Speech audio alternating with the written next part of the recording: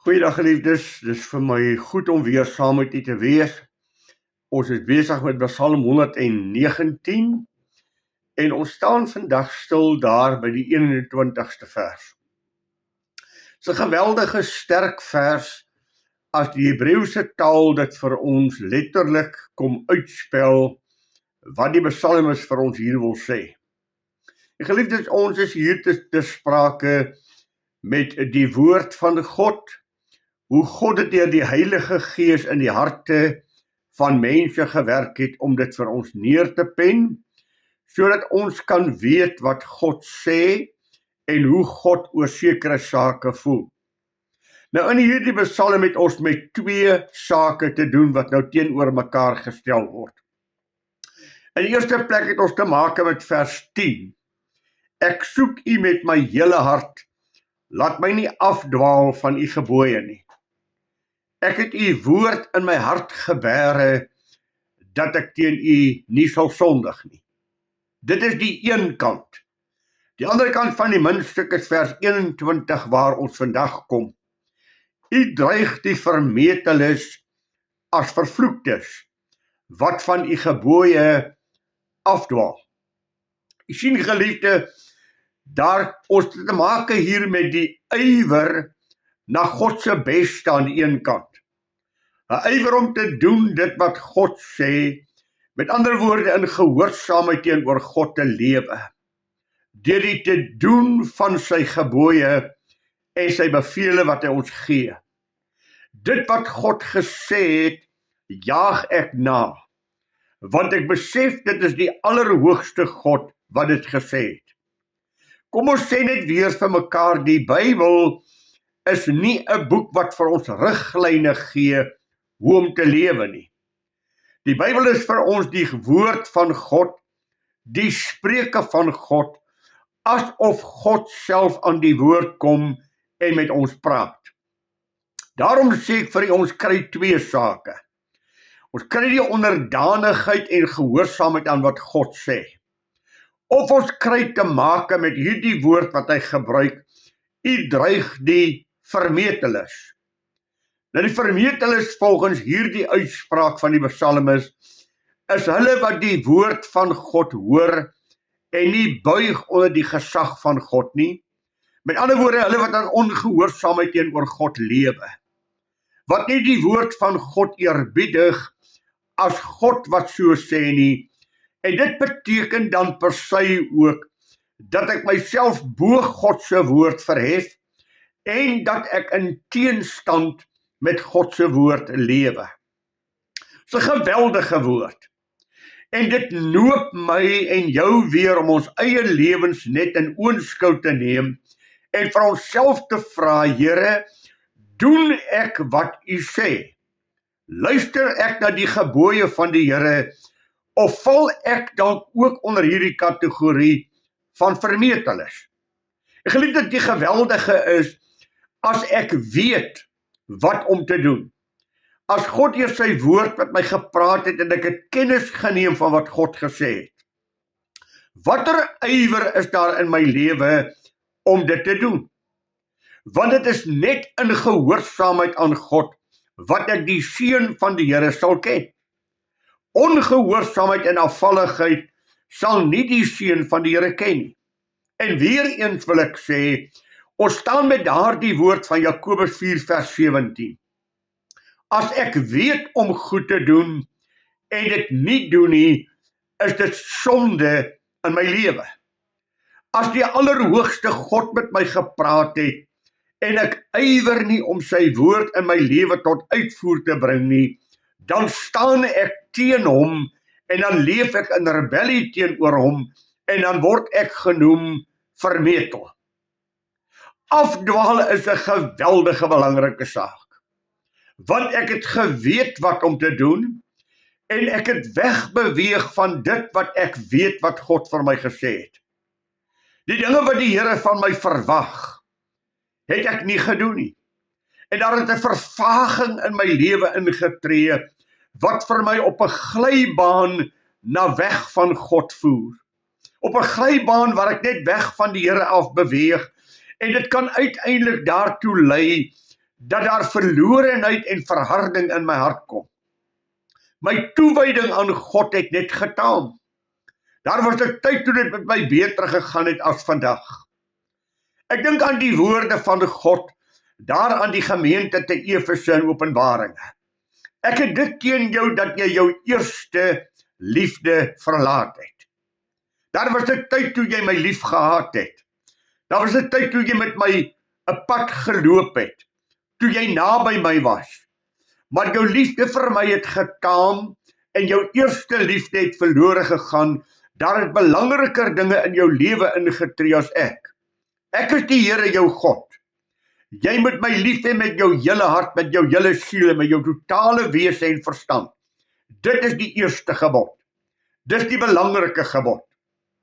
Ek dink onwillekeurig daar aan Jeremia die 2de hoofstuk, waar die Here met sy volk praat in die 2de en 3de vers. Gaan en roep uit voor die ore van Jerusalem en sê, so spreek die Here, ek onthou die geneentheid van jou jeug, die liefde van jou bruidstyd, toe jy agter my aangeloop het in die woestyn, in 'n onbesaaide land. Israel was vir die Here 'n heiligheid, die eerste van sy opbrengs. Almal wat hom opgeëet het, sal skuldig wees en skuld op hulle self lê, onheil sal oor hulle kom, spreek die Here. Ek onthou die tyd van jou liefde, soos in die bruidstyd toe jy agter my aangeloop het en jy my gedien het. Ek dink onwillekeurig ook aan Klaagliedere 4, verse 1 en 2. Ag, hoe is die goud verdonker, die goeie goud verander, die heilige stene weggegooi op die hoek van die strate. Die kinders van Israel, die kosbares wat teen fyn goud geag was. Hoe is hulle gereken soos erdekruike, die werk van pottebakkers hande. Jy was vir God fyn goud. Jy was vir God edel. Jy was naby God, maar jy het afvallig geword. Ag, hoe kan ek dit vir u verduidelik? Dit is so daardie kopervaas wat aanslaan en wat nie meer gepoleer is en blink is nie. Of dan so daardie bril wat met vingermerke gevat is en so dof geword het dat jy feitelik nie meer daarmee kan sien nie. So dikwels moet ek my kleinseun se bril vat en sê, kom laat oupa net gou skoonmaak dat jy net weer helder kan sien. Kyk hoe vol vaserigheid en dowwerigheid is jou bril. U sien die geliefde God sê, daar was 'n tyd toe jy naby my gekom het, toe jou verhouding met my blink was, toe jy fyn goud voor God gereken is.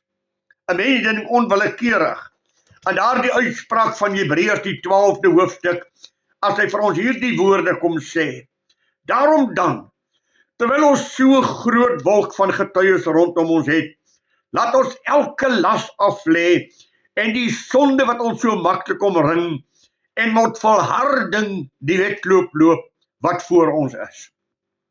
God het vir u en my 'n weg daar gebaan. God het vir ons 'n weg gegee wat ons moet volg.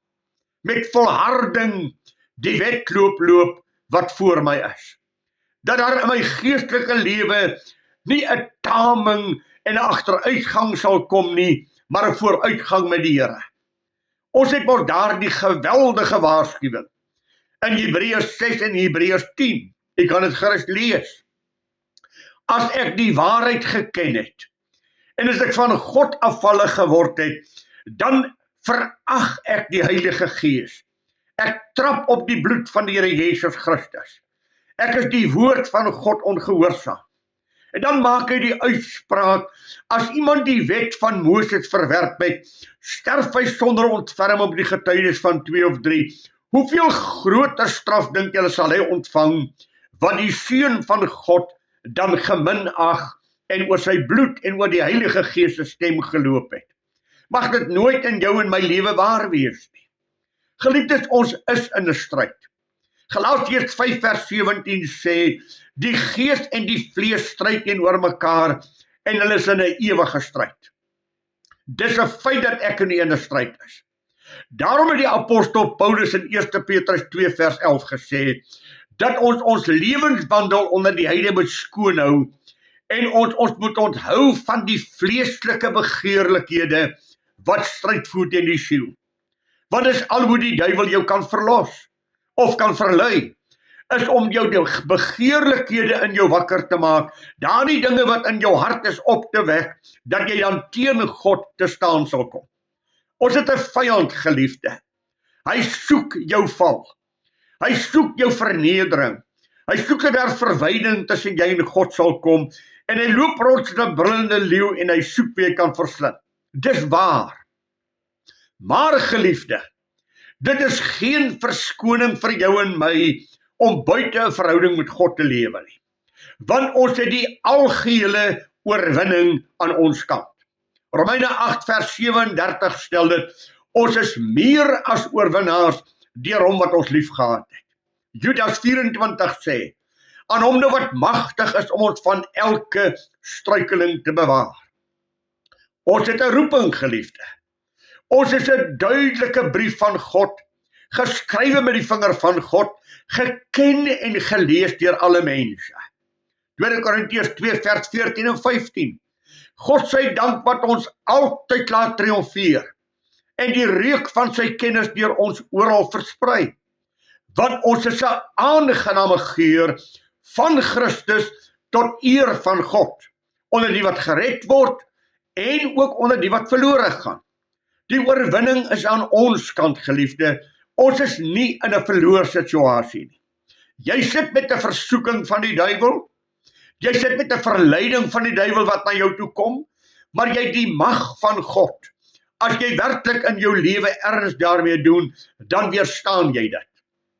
Daarom sê Paulus aan die Efesiërs, pas op dat julle nou geset wandel, nie as onwyse nie, maar as wyse. En koop die tyd uit, omdat die dae boos geword het. Ontwaak jy wat slaap, staan op uit die dode, en Christus sal oor jou skyn. U sien, geliefde, ek en u moet najaag wat God welbehaaglik is.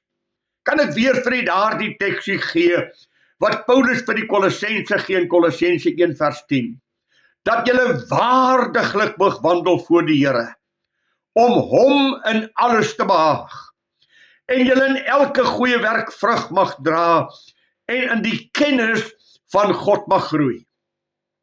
My hart huil en my hart skeur, as ek 1 Korintiërs 10, daar die eerste 6 verse lees. As Paulus kom praat oor die volk van God, hulle is almal uit Egipte land verlos. Hulle het almal die geestelike brood uit die hemel geëet. Hulle het almal uit die geestelike rots Christus gedrink. Maar God het in die meeste van hulle geen welgevalle gehad nie, en hulle in die woestyn neergeslaan. Hierdie dinge is voorbeelde vir ons, dat ons nie soos hulle teen God sal murmureer, en teen God as dit ware vermetel sal optree nie. Ek lees dit, en dan skrik my siel as ek dit lees, maar dan moet ek myself vra, is ek nie miskien self skuldig daaraan, dat ek weet wat God van my verwag. Ek het die woord van die Here gehoor, maar ek het nie ag gegee nie. Ek wonder as u hierdie woord lees, vermetel. Ek skrik as ek dit lees. Ek hoop jy skrik ook. As ek God se woord gehoor het, en die Allerhoogste se woord ongehoorsaam is, dan handel ek vermetel. Is dit nie wat Saul gedoen het nie? Hy het die opdrag van die Here gekry, gaan wis uit al die Amalekiete. Alles wat lewe is onder die vloek, die banvloek van God. Saul het besluit dat hy seker van hierdie goed gaan spaar. Die koning in maksimum gevangenis gaan plaas. Dan kom hy terug by die profeet wat hom vra, Saul, hoe dit gegaan? Saul is vol bravade, loof die Here, dit gaan goed, ons het die oorwinning behaal, ons het gedoen wat die Here vir ons sê. Saul, maar wat se geblaar van klein vee, wat se gebulk van beeste hoor ek in my ore. O, ek kan verduidelik, ons het die beste gespaar vir die Here. Saul, gehoorsaamheid is beter as offerandes. Saul, ongehoorsaamheid is die afgodediens. Dis om jouself bo God te verhef. Dit is in die woord van hierdie teks om vermetel te handel, om buite die wil van God te doen. Jy besluit dat jy teen die woord van die Allerhoogste God ingaan. Jy besluit dat jy die woord van God ongehoorsaam sal wees. Daar is nie 'n betere woord as die woord vermetel nie. Want jy sien die geliefde, as ek vergeet wie ek is, en ek myself verhef, dat ek reken ek aan die Allerhoogste God ongehoorsaam wees, dan handel ek vermetel. Dis presies die sonde wat die Satan gedoen het. Hy wil homself bo God verhef. Hy wil homself aan God gelykstel. Daarom het God hom uit die hemel uitgeban. Dis die sonde van Adam en Eva. Hulle wil aan God gelyk wees. As julle van hierdie vrug eet, sal julle wees soos God. Julle sal soos God alwetend wees. Sy neem van die vrug en eet. Sy het haarself teen die woord van God verhef, sy en Adam. Daarom moet hulle die teenwoordigheid van God weggestuur word. Ek wonder ek en u, as ons onsself aan daardie toets onderwerp om te sê, Here, doen ek wat ek weet, of handel ek vermetel teenoor God? Vermetelheid is om teen die woord van God op te staan en jouself bo God te verhef. Vermetelheid teenoor 'n mens is erg, maar vermetelheid teenoor God is afgryslik, geliefde. Want dit beteken vir jou in my lewensgevaar. As God jou draadjie knip, wat het jy? Daarom moet ek en u maar weer 'n oomblik stil staan en bepaal, met wie het ons te make? As ons die Bybel oopmaak, is dit die Allerhoogste God wat met ons praat. Daarom is die Psalms 'n geweldige woord, en hierdie woord slaan my ook baie diep tussen die oë. As hy sê, u behandel hulle as vervloektes. Wat beteken dit, geliefde? Skrik jy as jy dit lees? Ek skrik, geliefde. Dat vermetelheid beteken dat God my beskryf as 'n vervloekte. Dat die toorn van God oor my kom. Wat sal my einde wees as die Allerhoogste God besluit, hy reken my as 'n vervloekte? Wat gebeur as God sy rug op my draai? Ag geliefde, as ek met die vloek van God te maak het, watter hoop het ek? En daarom wil ek dit vir u stel, dis 'n baie harde woord, dis 'n baie konkrete woord, dis 'n woord wat diep sny. Want die Psalmis sê, u hand behandel die vermeteles as vervloektes. En weer eens wil ek u verwys, geliefde, na God se volk. Die Here het vir hulle wonderbaarlike dinge gedoen. Die Here het hulle verlos uit Egipte land. Die Here het hulle in die woestyn gelei. Die Here het vir hulle alles gegee wat hulle nodig het. Dan kom hulle by die beloofde land van God, wat hy 430 jaar terug beloof het. Die land Kanaan. En toe hulle op die drempel van hierdie stad kom en al die vrugte van die stad self aanskou, neem hulle 'n konkrete besluit.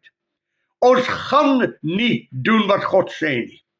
Ons gaan nie oor hierdie Jordaan gaan nie, want ons is bang. Geliefde, en wat sê die Bybel vir ons in Hebreërs 3, vers 18 en 19? God het gesweer dat hulle sy heil, die land Kanaan, nie sal sien nie.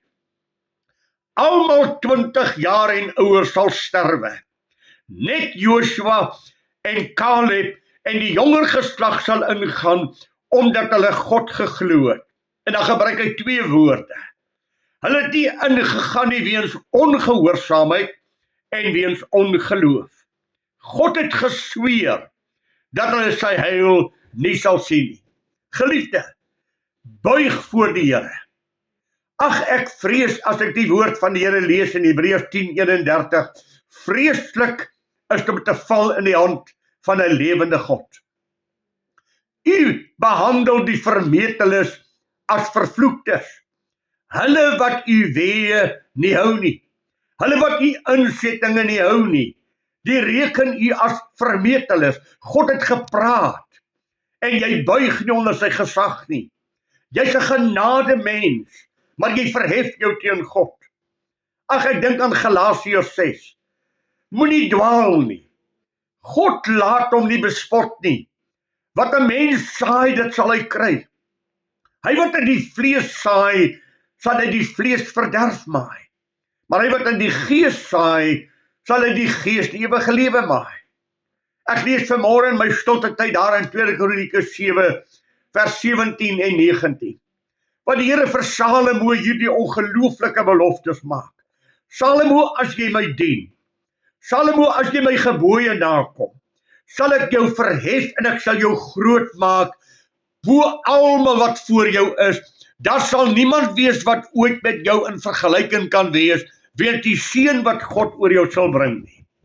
Maar Salomo, as jy nie luister na wat ek sê nie, sal daar 'n vervloeking van God oor jou kom, en die land sal totaal verwoes word, en die mense sal die kop skud om te sê, wat het gebeur?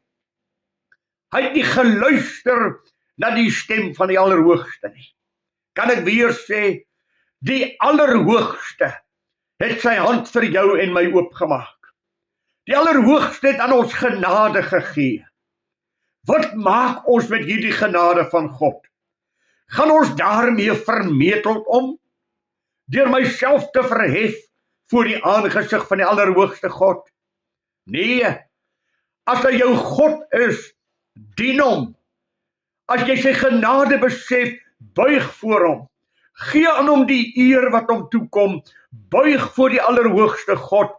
Buig voor sy woord. Verneder jou so voor God, want jy's maar net 'n begenadigde mens. Jy's net 'n mens wat elke dag lewe in die hand van God. Jy het niks as God dit nie vir jou gee nie. Daar in Maleagi 1 vers 6 sê, as ek Here is, waar is die vrees wat my toekom? As ek Vader is, waar is die eerbied wat ek verdien? U sien, geliefde, noem ek hom my Here, dan moet ek buig voor hom. Want God sê, die een wat nie buig nie, handel vermetel. Ja, ek is saam met jou in hierdie pad. Ek staan hier eenkant en preek vir jou asof ek alreeds daar is nie. Ek is in dieselfde stryd as jy, my broer en suster.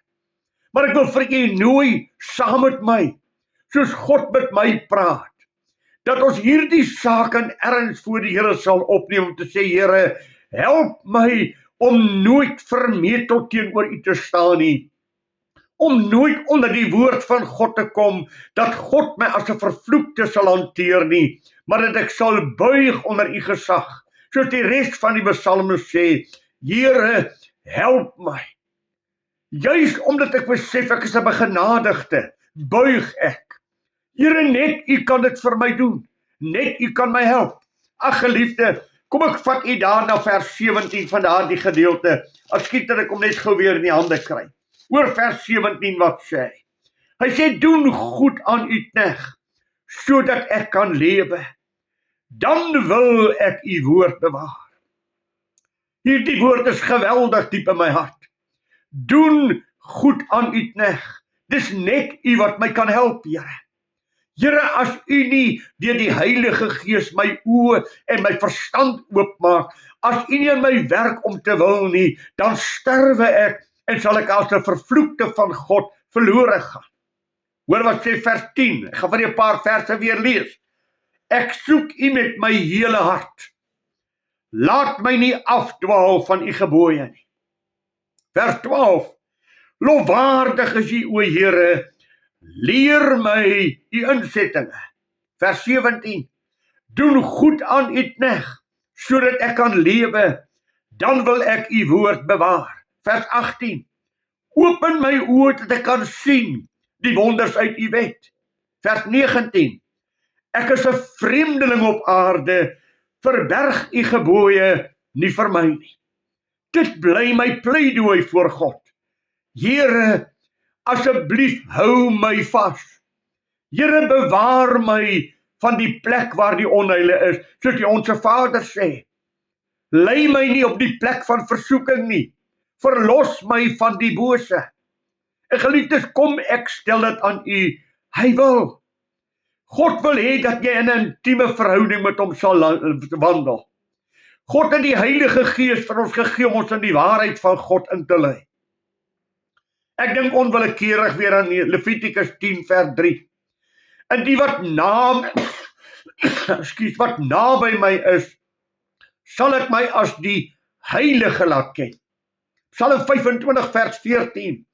Die verborgenhede van die Here is vir die wat hom vrees. Geliefdes, God moet homself aan my openbaar, maar hy kyk na my hart. Is daar 'n hart wat na God soek? Is daar 'n ywer om God se beste te ken, dan sal hy homself aan my openbaar. Dan sal hy homself vir my gee. Maar as my hart van God afvallig geword het, in die woorde van die teks, as ek van God weggedwaal het, as my hart nie meer met God is nie, dan verloor ek onafwendbaar die seën van die Here. Want die seën van die Here is met God, nie sonder God nie. Die seën van die Here is God wat in my lewe werk. En as God nie meer die ereplek in my lewe het nie, sal die seëninge van die Here ook nie meer oorvloedig in my lewe wees nie. Johannes 16 het die Here Jesus 'n geweldige woord gemaak. Ek stuur julle die Heilige Gees, hy sal julle in die volle waarheid van God inlei. Hy sal my aan julle openbaar. Hy sal julle herinner aan alles wat ek julle gesê het. Al wat ek en u moet doen is, ons moet die Heilige Gees volg. Daarom sê Galasiërs 5 vers 16, hy wat deur die Gees wandel, sal nooit die begeerlikheid van die vlees volbring nie. Hy wat met God wandel, sal die seën van die Here ken. Geliefdes, God wil ons seën. God wil aan ons genade gee. Daarom het die Heilige Gees gekom om ons aan die volle waarheid van God in te lei. Die groot vraag wat ek myself vra en wat ek ook voor u lê is, wil jy God se beste ken? Sug jy saam met my voor die psalmis? Ag Here, hou my asseblief naby u. Dis my versigtiging, dis my pleidooi, dis my smeke voor God. Asseblief Here, bewaar my van wegdwaal. Ag, ek kan nie verbykom by Jesaja 30 vers 18 nie.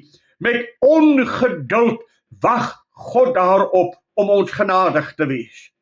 Tweede Kronieke 16 vers 9.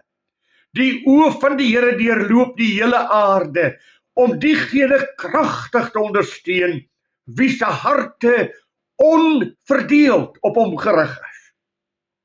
Jeremia 29. Ek ken jou. Ek weet watter gedagtes ek aangaande jou koester. Gedagtes van vrede en nie van onheil nie, om aan jou 'n hoopvolle toekoms te gee. Dan sal jy heen gaan en tot my bid, en ek sal jou antwoord as jy na my vra met jou hele hart, met jou hele binneste, 'n smeking in jou hart. Ag, daar is 'n woord wat die Here aan sy volk gee, wat ook in u en my lewe 'n realiteit is. Ek wil my in julle as die Heilige openbaar. Ek wil deur julle my as die Heilige aan die wêreld daar buite openbaar. As ek en u maar net in die pad van God wil kom. As ek en u maar net die insettinge van die Here ernstig sal opneem. Daarom daag ek u uit, saam met my. Ek sê weer vir ek staan nie bo jou verhewe nie. Ek sê weer vir ek is saam met jou op pad. Almal van ons is in hierdie stryd. Maar ek wil jou uitdaag om te sê, buig voor hom. Pleit by hom, nederig afhanklik. Ag Here, bewaar my om nooit vermetel teenoor God te wees nie. Bewaar my daarvan dat ek nooit onder die vervloeking van God sal kom nie. Bewaar my asseblief daarvan dat ek nie sal afdwaal van die weë van die Here nie. En weer sê ek, as God vir jou gesê het en jy weet, het jy 'n ongelooflike verantwoordelikheid om te buig, want jy weet, God praat met jou as iemand wat kennis geneem het. Daarom my broer, kom ons neem hierdie teks op ons knieë na God toe. Kom ons gaan pleit by God dat dit nooit van ons waar sal wees nie. Maar dat ons saam met die psalme sal sê, ek soek u, Ek verlang na U. Ek jaag na U. Soos 'n hert wat smag na waterstrome, so smag my siel na U, o God. My siel smag na God. Ag geliefde, mag dit van jou en my waar wees. Ek gaan volgende keer met U verder praat oor die ander ou teksies, maar ek wil hierdie baie besondere teks in U en my hart vestig. Dat God met ons gelukkig sal wees, dat ons God welbehaaglik sal lewe, en nie onder die toorn en die kastyding van God hoef mee te gaan nie. Mag die Here vir U naby hom hou. Mag U God intens naby belewe. Dis my gebed vir myself, en die gebed wat ek vir my bid, bid ek vir jou, dat ons intiem met God mag wandel. Die Here help jou, en die Here help my. Seën vir U my broer, seën vir U my suster, mag U vooruitgang in die Here net fenomenaal wees. Ek bid dit vir jou. Goeiedag vir jou, en die ryke seën van die Here word jou toegebid. Goeiedag.